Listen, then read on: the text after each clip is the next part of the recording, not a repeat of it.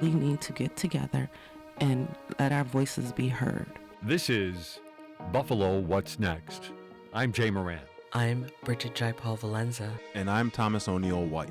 After May 14th, how can we afford not to talk about race? About education, about segregation, about humanity. Since the dawn of this nation, racial violence has existed. The way we have designed our society has a big hand in what occurred in that Tops Market. The suburban area, everywhere, we must work and teach our children. We need to make sure that we put more funding in our programs that help prevent gun violence and more money into art. If we're going to have some real healing, we've got to have space to tell some uncomfortable truth.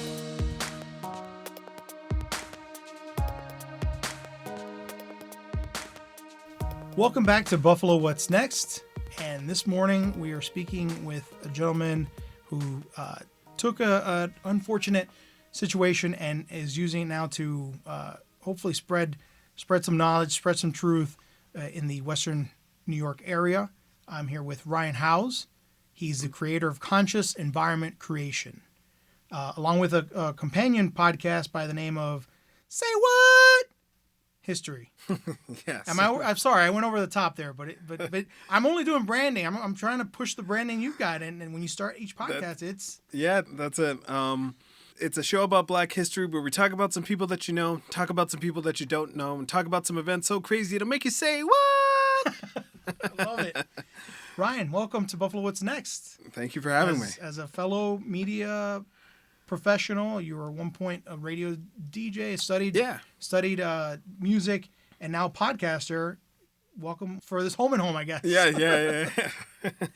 Ryan, you are the creator, the founder of Conscious Environment Creation. Can you give me a quick overview of what that is? So what Conscious Environment Creation is a like DEI program that kind of morphed into focusing on K through 12 type education.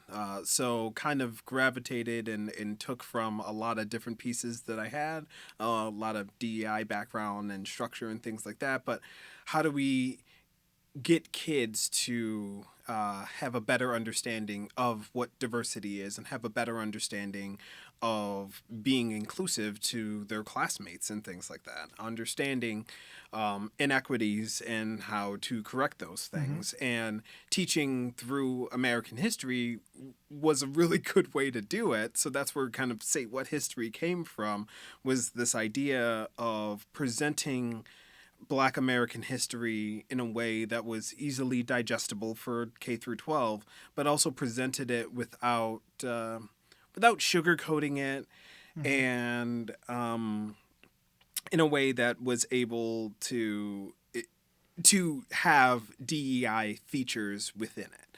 So showing history with its blemishes and all. Yeah, exactly.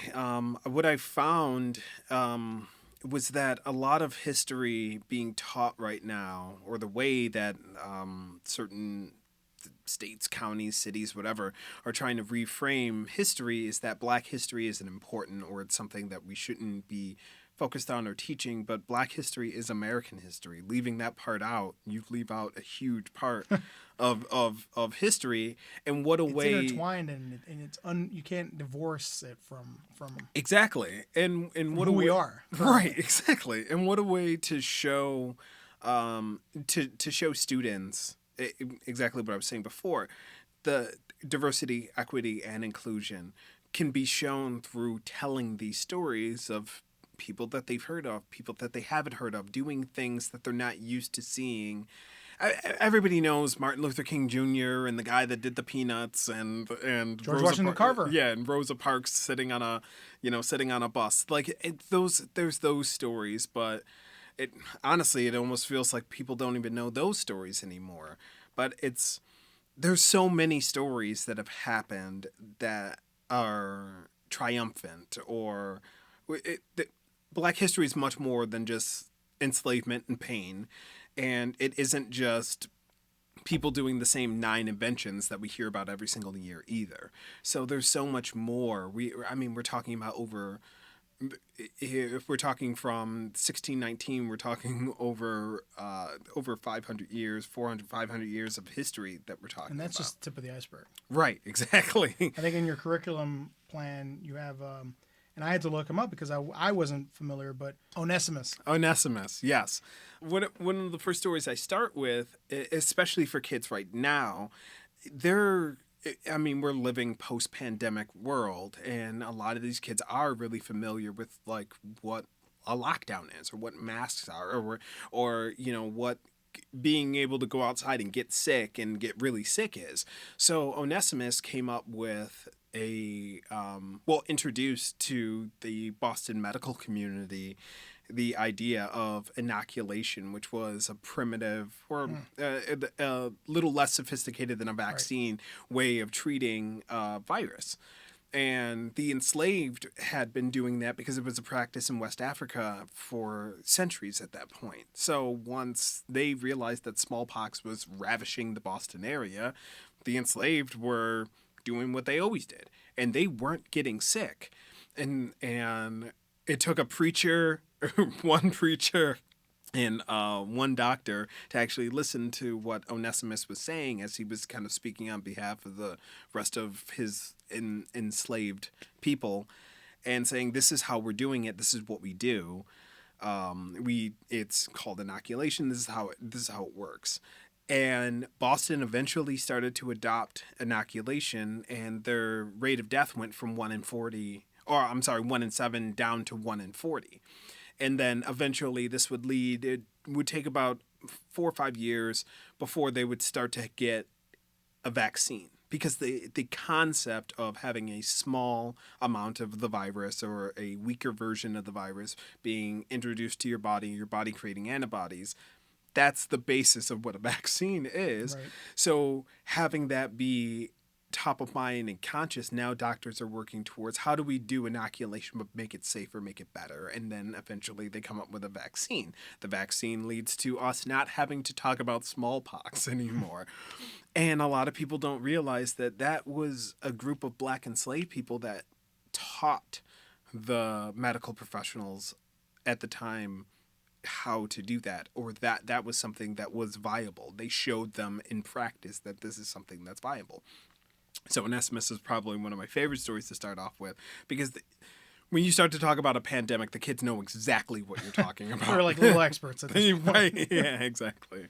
Well, it goes to show you my experience with the Florida school system and their version of Black History curriculum, and that was what, 90s. And we'll get to that fun little topic in a little bit first, but it goes to characterize your program, your curriculum.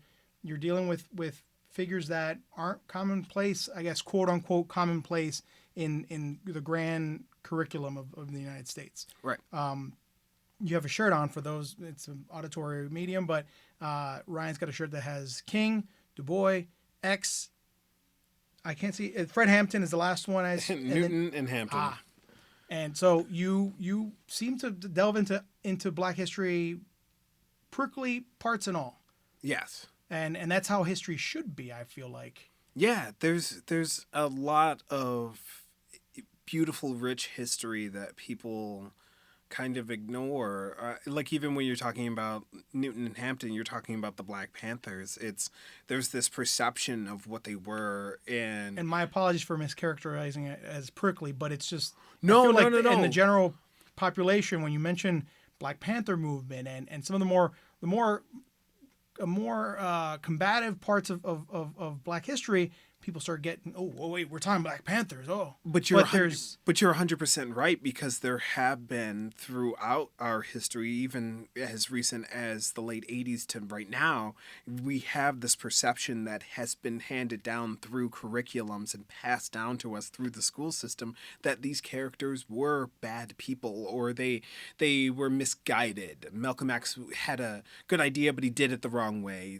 Fred Hampton had a good idea, but he did it the wrong way. It's always that, but they never talk about the Black Panthers having over 60 social programs that some of them we still use to this day.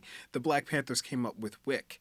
Like the Black Panthers came up with SNAP. There's duality and there's nuance in every story, and I feel like I've said it here a number of times, but we don't do nuance as a country very well. So it's great that you're pushing this curriculum to a broader spectrum of Western New York. Now, how did your calling? What was the calling? What drove you to create conscious environment creation? So we got to travel back a couple of years to when it started to kind of appearing in my mind. This is, I feel like a lot of people had the same kind of fed up moment, but it was really George Floyd that got me to a point where it wasn't necessarily George Floyd. It was the fallout after George Floyd, because that's when I started to realize that there's a lot of people that don't see the world the same way I do, that don't see oppression the same way I do, that don't understand those things, and they either don't want to or they don't know where to begin to understand those. So I started re-educating myself and diving into a lot of literature on, anti-racism literature, critical race theory, actual critical race theory.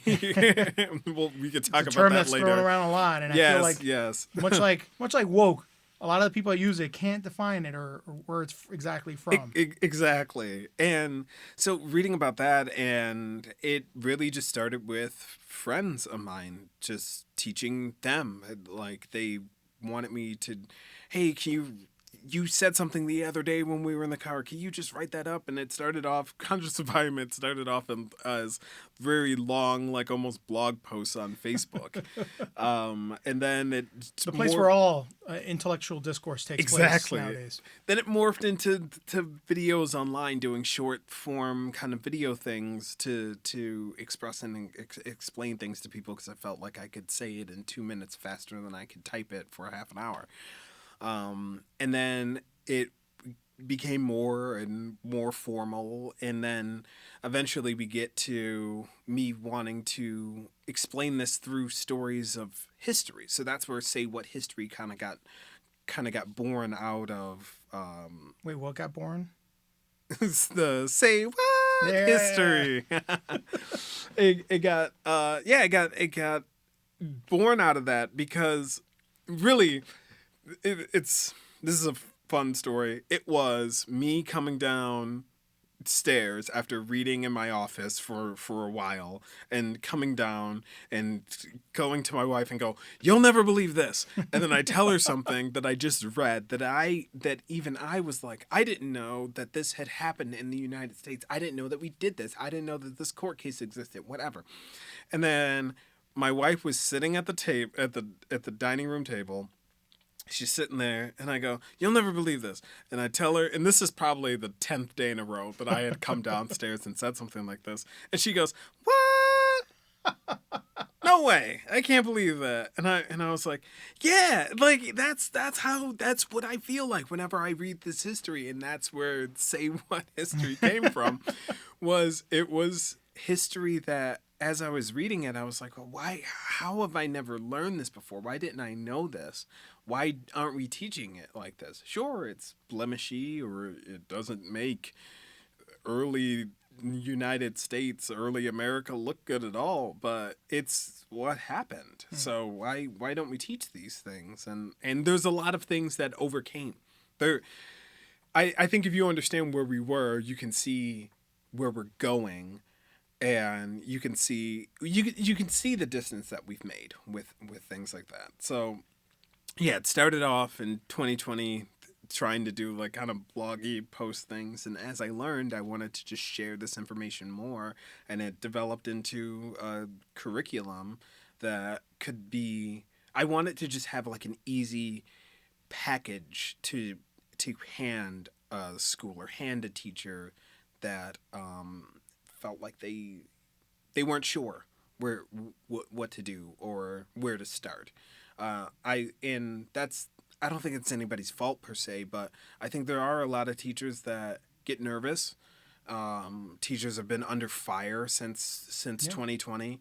I think a lot of teachers don't want to rock the boat. They don't, they educators already are in a tough place where they're not getting paid enough, or they're not getting enough respect sometimes that it's freedom to operate.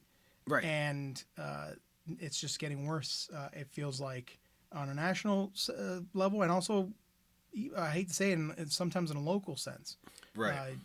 One of the things that kind of, if correct me if I'm wrong, that drove you to create a formalized structure, curriculum structure, and a lesson plan was that you were seeing that this curriculum wasn't being taught in your children's schools. Yeah. So it happened, honestly, just this past February, and this is what made me be like, I have to write this down and have it be something that is actually packaged and I can just give here. This is what you should do. Because I'm sitting at the dining room table. Dining room table's making a lot of appearances in this interview. And the missus. Yeah, and kid comes home, they sit down. Hey, what's going on at school? It's middle, first couple days of February. What are you learning in school? Oh, we learn this. Oh, we learn that. And their dad does a show online that their friends are watching. They've come across it on TikTok or Instagram, and they're like, "Hey, your dad's famous. I saw him on TV. I saw him on my phone." And I'm like, "Yeah, your father does a history show.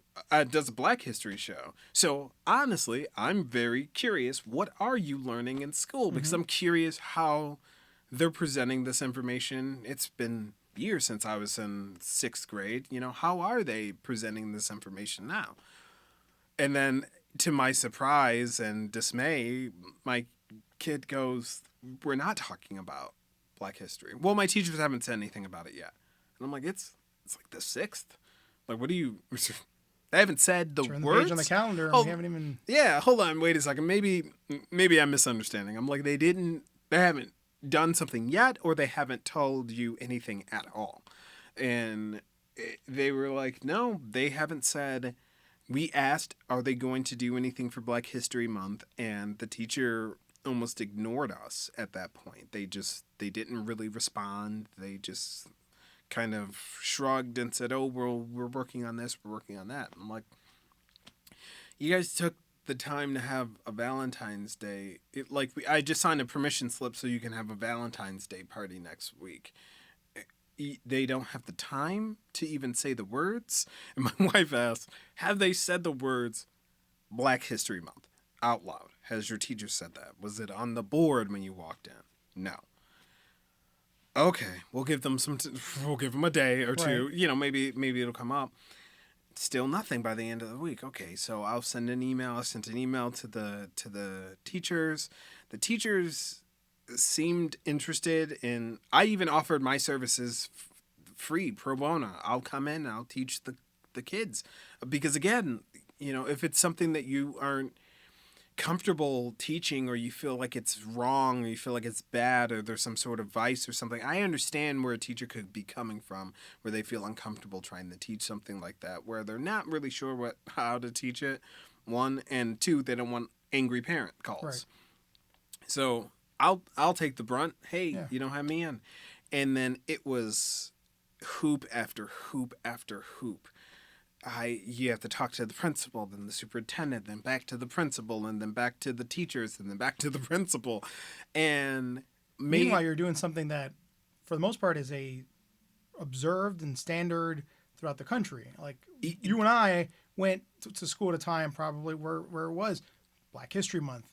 If you're not going to touch the vastness of history or Black history throughout the year, you're at least going to try to hit some marks on February, but you weren't seeing any of this. None of it. And that was one of the things that I wrote in my angry emails eventually, because we eventually get to March 3rd and I hadn't heard anything from them, and now the month is over. And I said, it doesn't make any sense to me that in an academic setting, a nationally recognized academic event, isn't being talked about in the schools. And this isn't because I think a lot of people have this misconception about Black History Month. This like it's just this thing that people want to do, or it's more informal than it really is. Black History Month has been recognized by every single president since the 1920s. This is a thing that we do. Right. And for the better part of 80 years. I didn't know it went that far almost back, 100 years. Yeah. Ever since I've been a school age attending student, like it was part of it. Everybody, every kid right now, huge omission. Every kid's parents right now, So, all your federal government has been recognizing this event. This is something that America does. And it is absurd to me that a education institution, a center of academic learning, just ignores this piece because, they don't have time in their curriculum? But again, to point out, you guys had time for a Valentine's Day party. You had time for a St. Patrick's Day party. You had time for a Halloween party. You had time... Boxing Day. Right. They can make time. There is flexibility. You're the one in charge of the curriculum. Right. You can move stuff around. Right. Ryan, I hope that there's a good end result in this. Was there a make good? Was there... Sorta. So I was able to, after being very embarrassed, parents out there,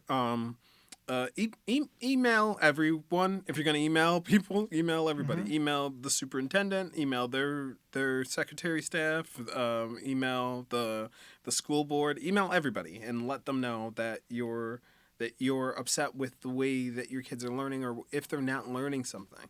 And I did that, and the principal called me, and he was very apologetic. Oh, I'm sorry, I missed this, this is that, and the third. Very fluff. And eventually they asked me to come in. I was able to give about 25-minute lecture to the students, and they loved it. They made time. They made 25 minutes of time. They made 25 minutes of time.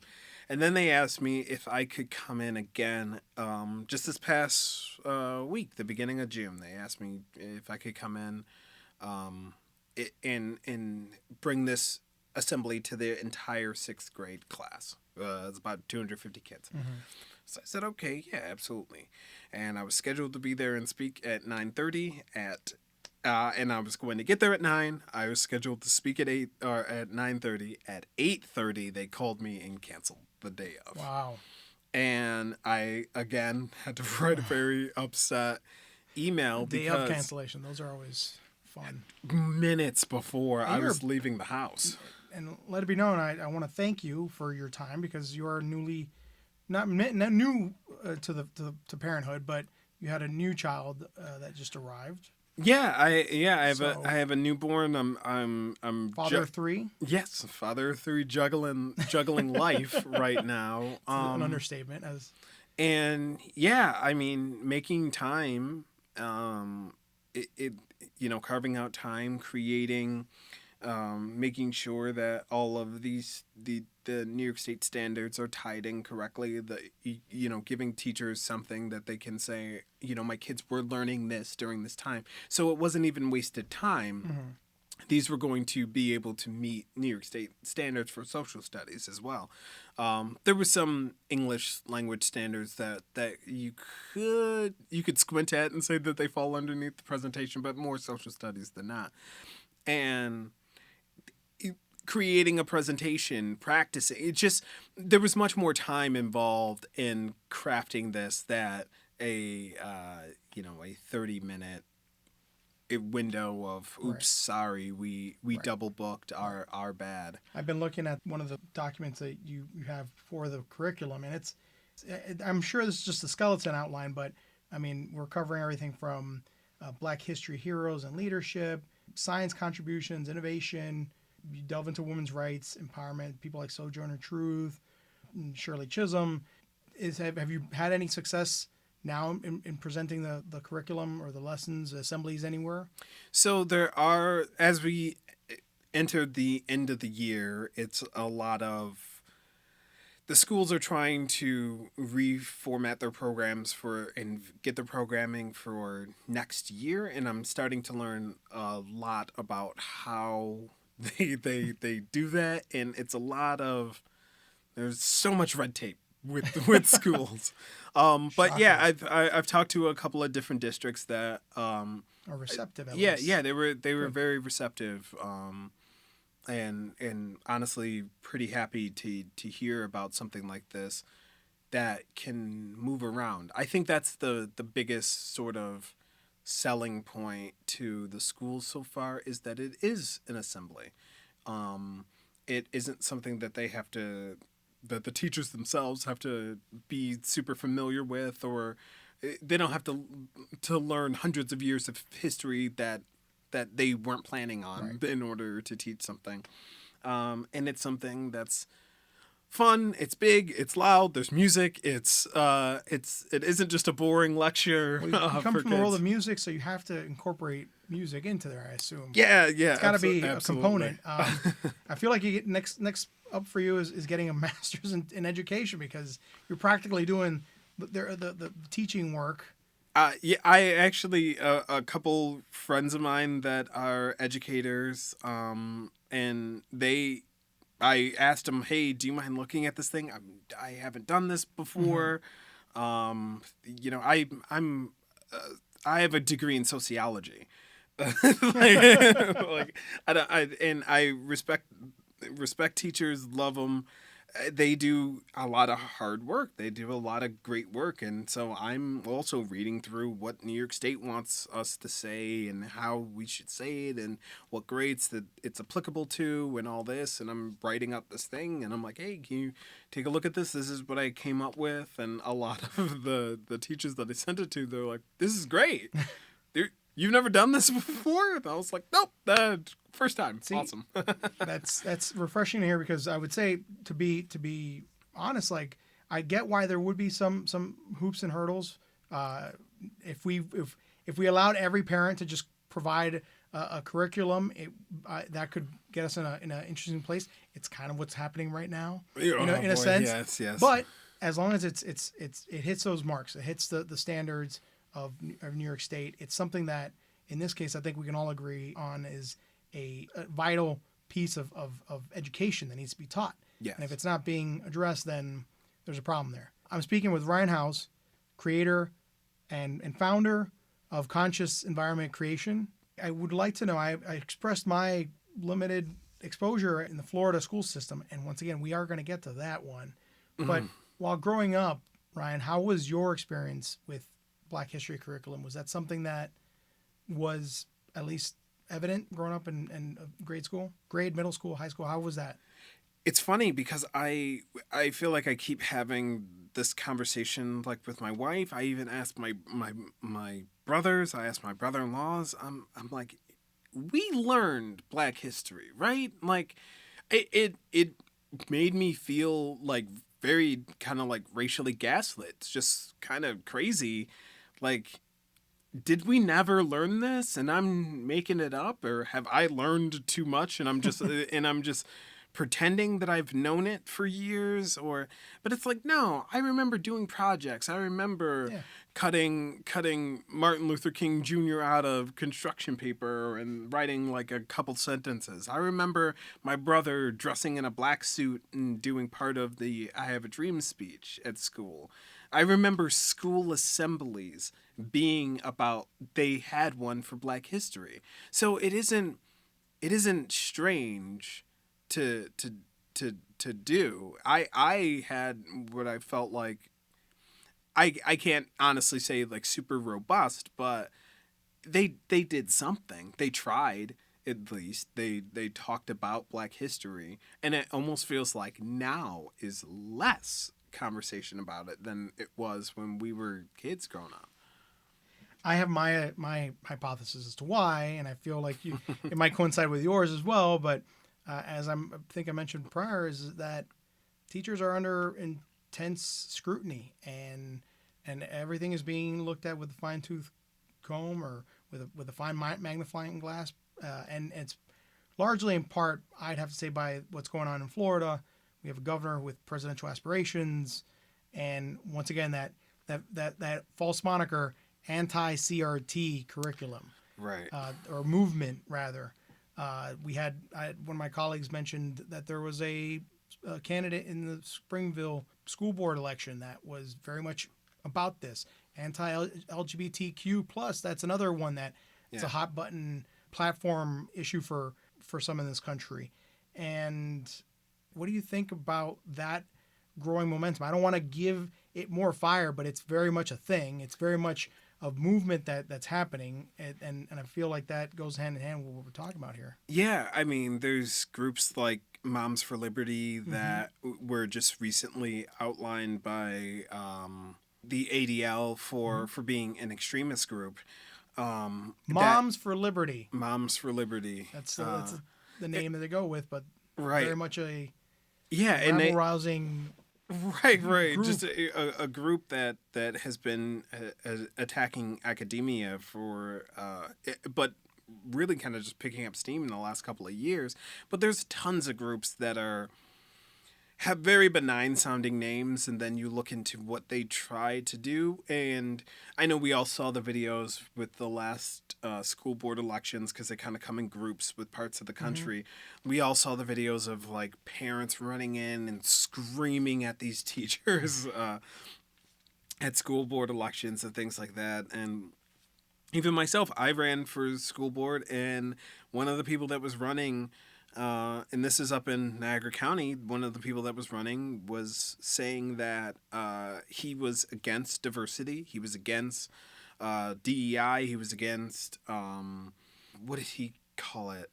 Multiculturalism. He was saying that he was against multiculturalism, which... I don't see color. Right. Oh. Sorta, but he was also like very loudly against diversity. He said that there was nothing wrong with being a white supremacist. Yeah. So it's out there. Yeah, it's very much out there and out in our backyard. Yeah, it's right. It's out there, and these people aren't so fringe as you would think. And I think a lot of people don't pay too much attention to it because it feels like this can't be real. like people don't really think like this, but they certainly do. Especially with like the anti-CRT thing and all that. That's CRT, critical race theory, is a upper graduate law program that was coined at Harvard Law School back in the late 70s. I think I've heard of that place. Harvard. Harvard. Yes. And that's what it was for. It was supposed to be a critical analysis, because the word critical in that sense is different. That it's not critical as in like important.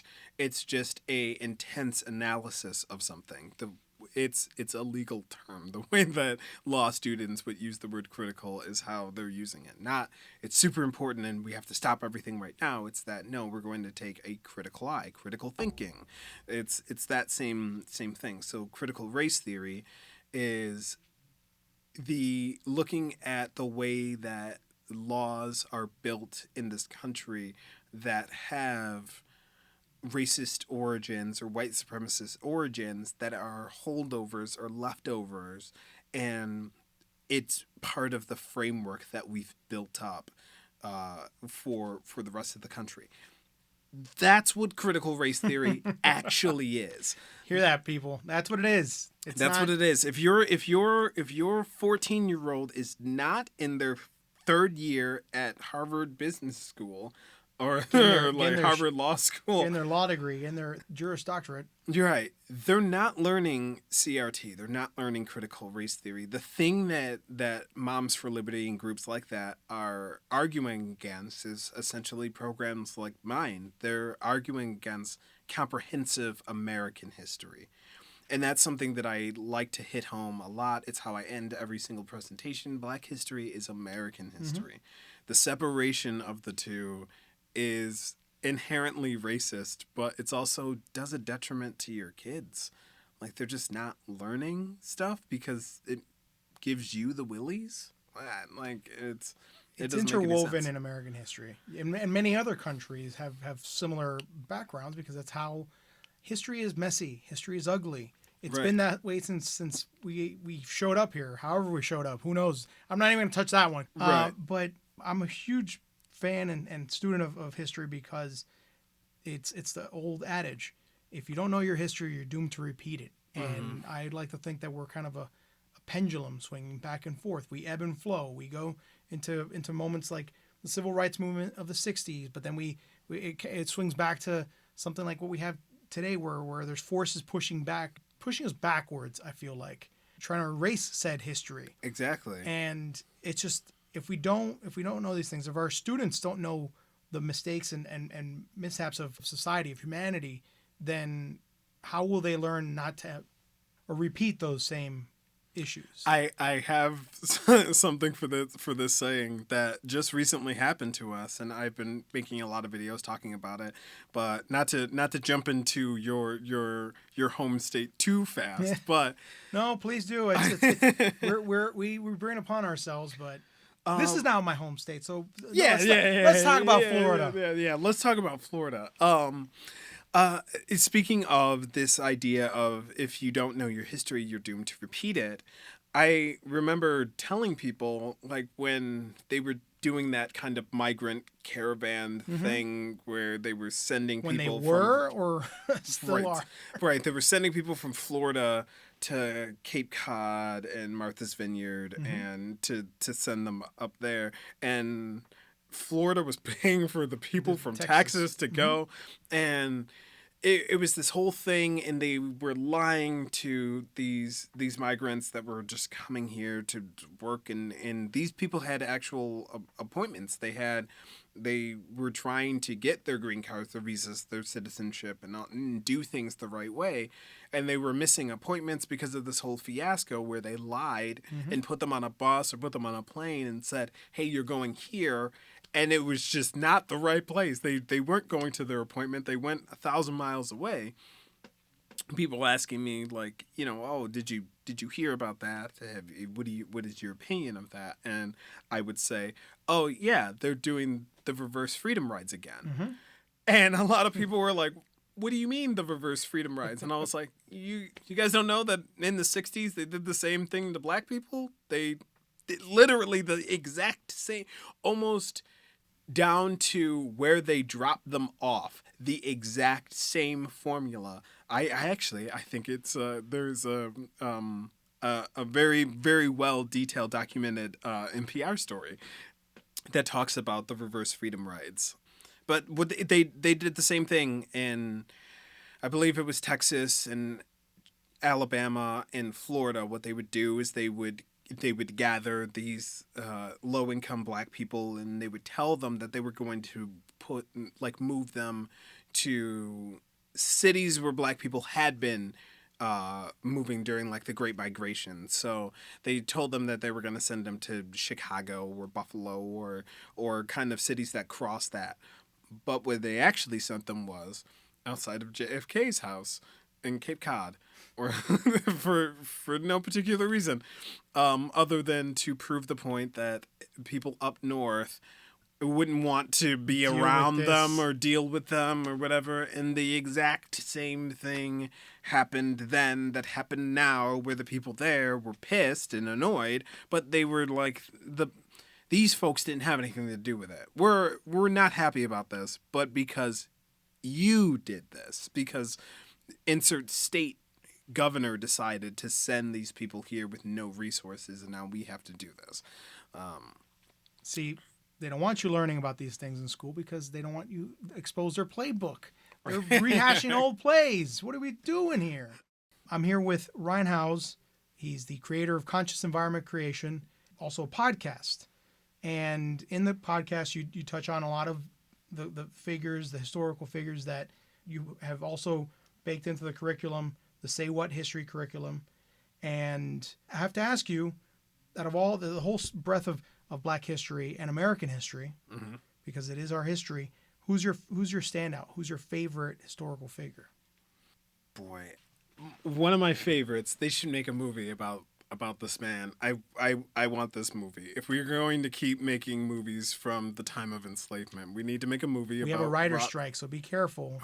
Hollywood might take this and run with it. Oh no! Make ChatGPT write the script for you. But who's this person? Robert Smalls. Robert Smalls is one of he kind of kicks off the first presentation that I do out of the four categories that we talked about.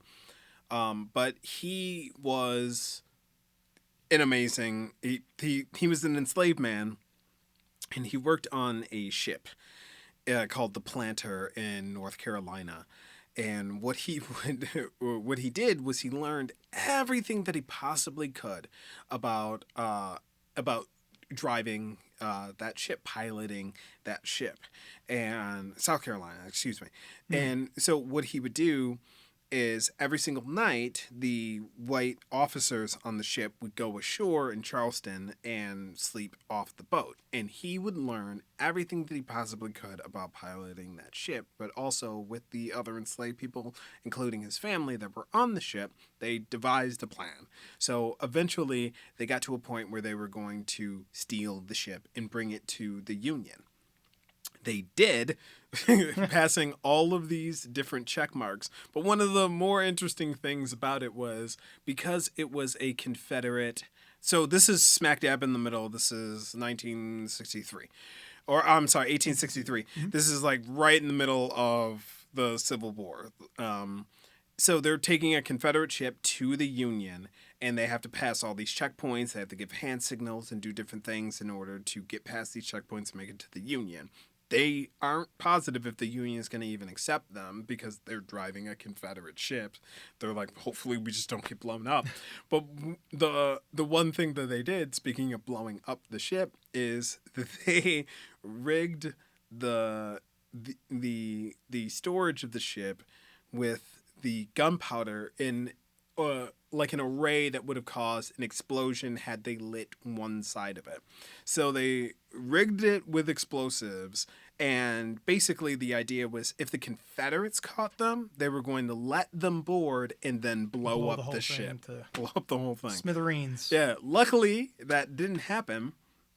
They were caught by the Union, and the Union generals at the time and officers started sending stuff back to D.C. like, hey, you'll never believe what 11 enslaved people did. They brought us this whole Confederate supply ship. So Charleston is lacking a lot of supplies right now. Plus, they don't have the ability to even go get more because they took their ship.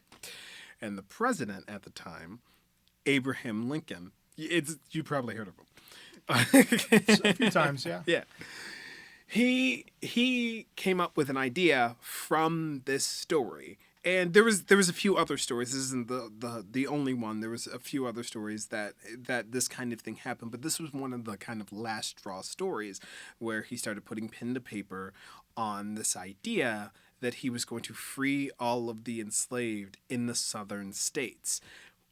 His point was if he told all of the enslaved that they were free and all they had to do was come to the Union lines and they would accept them, he was hoping that every enslaved person would revolt at the same time, and this would just decimate the Confederate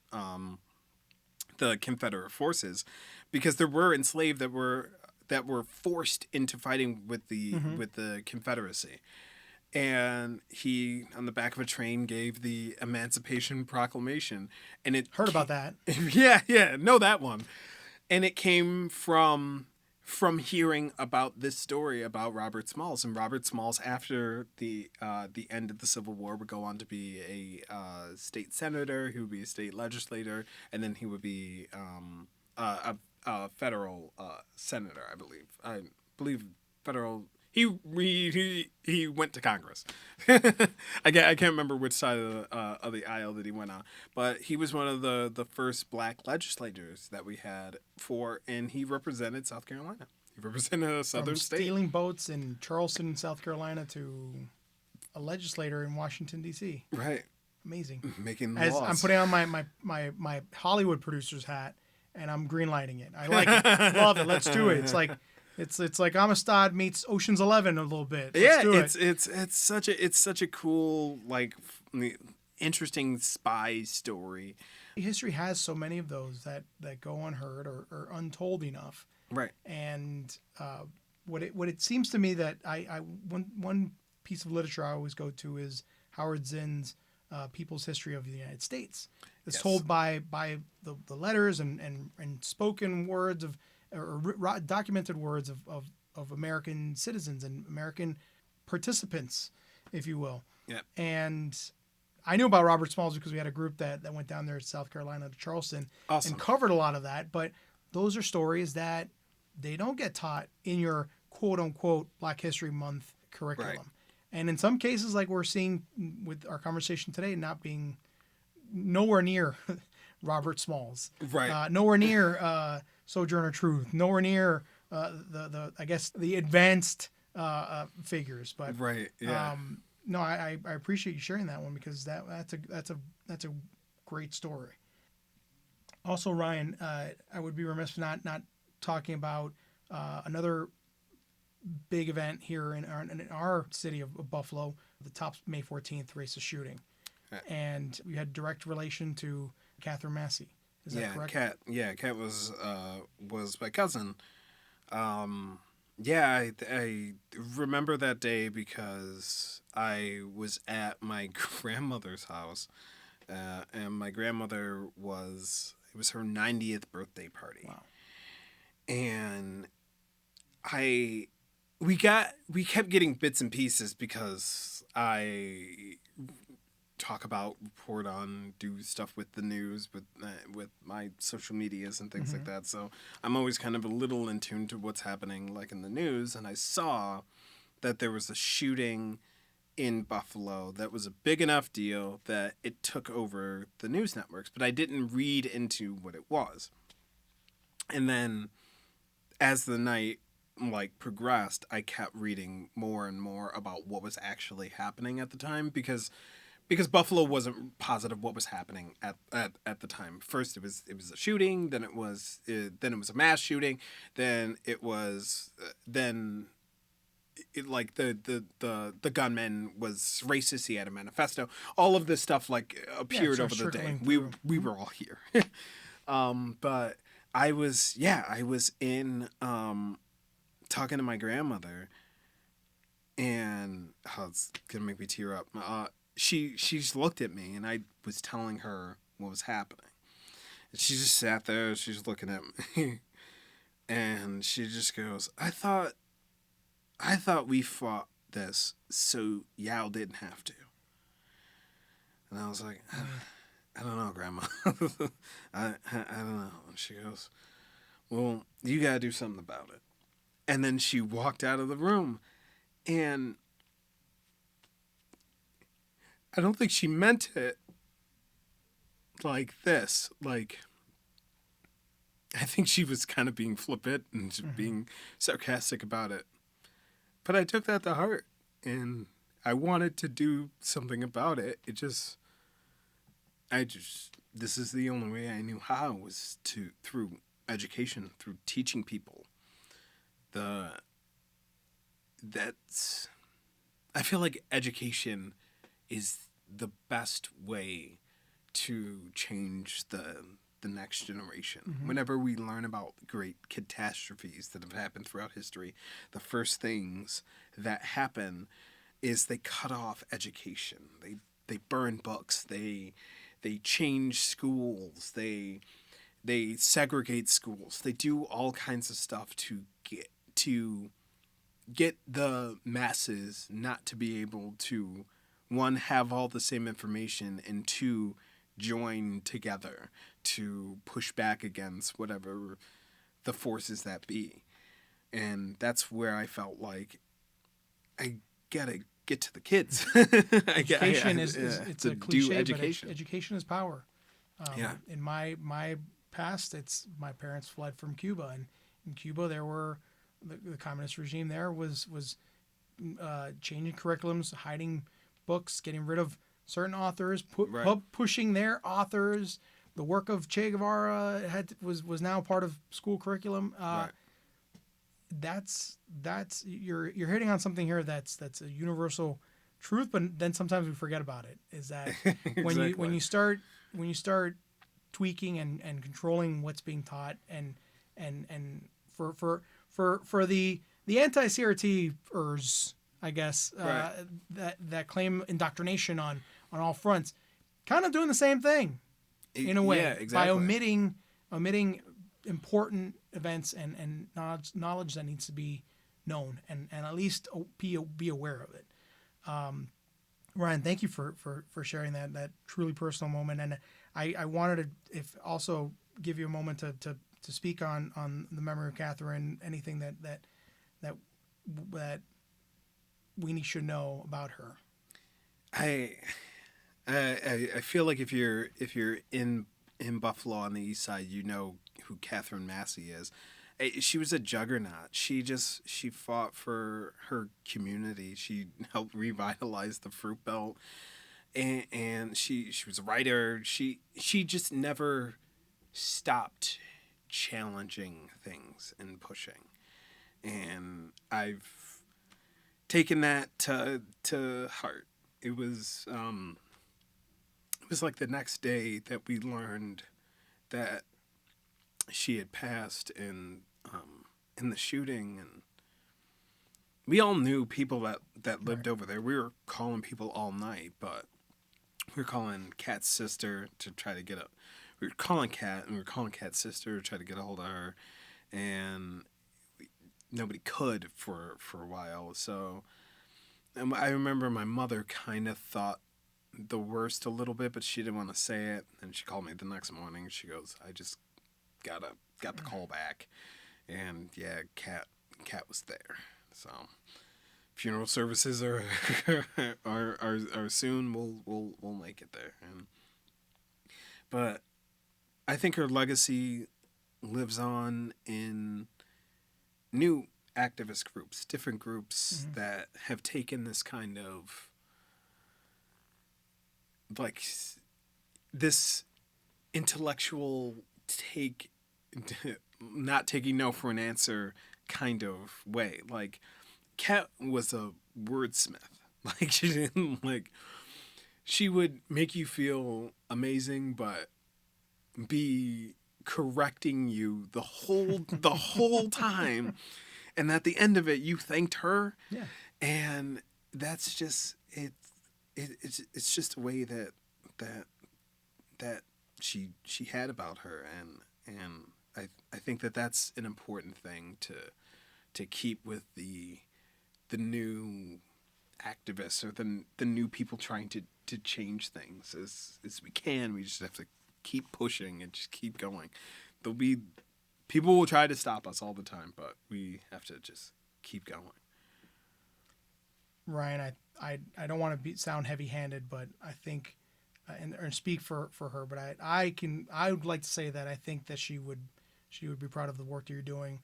Your intentions are in the right place, I feel like, and when you're helping out the breed of tomorrow, the crop of tomorrow, our future, you're doing stuff to hopefully get their ears, get their minds, and get those minds thinking the right way. Right. Ryan, if there's anything, is there any way that if you want to get in contact with you, if we want to help promote or any initiatives that are coming up with conscious environment creation or the Say Whaaat podcast? Yeah, consciousenvironmentcreation.com is a quick way to see all of the stuff that we were just talking about. It explains the Say Whaaat history program and the curriculum there. It's what I'm trying to do now is honestly get in touch with these schools and get to decision makers. Like we kind of joked about earlier, is there's a lot of red tape, and sometimes it's hard to break through to get these programs through the door and get someone to actually listen to you about this. So parents, teachers, anybody out there that's like, my school could benefit from this. If you think that your kids could benefit from it, tell tell your schools, fight for it, and bring me along. Let me know. Come tell me, and I will make a point to keep your school on the list. I've sent out information packets to a bunch of the schools in the Western New York area, but some folks on the inside could really help push things along and get this program where it needs to be heard. Keep on with your version of indoctrination, because I'm here for it. Ryan Howze, creator, Conscious Environment Creation, and the Say Whaaat podcast. Thank you so much for joining us on Buffalo What's Next. Thank you. Thanks for having me. This has been Buffalo What's Next on WBFO and WBFO HD1 Buffalo, WOLN Olean, and WUBJ Jamestown, your NPR station.